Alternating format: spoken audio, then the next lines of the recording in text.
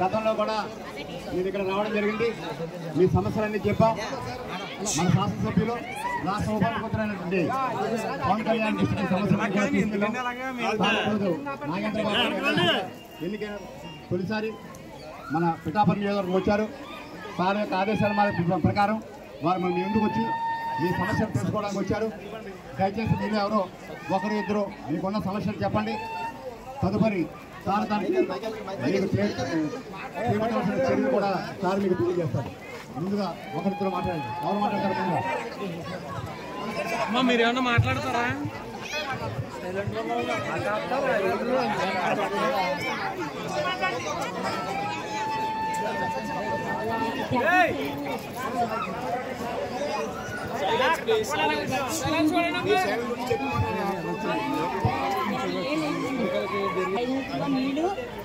నీళ్ళు అయిపోతున్నాయి. ఆ నీళ్ళన్నీ కూడా మేము ఆ నీళ్ళు తాగలేకపోతున్నాం. మేము అవి వడకెట్టుకొని చేసుకొని తాగాల్సి వస్తున్నాం. శుభ్రంగా ఏది అడుగుతూ లేదండి మేమేమని.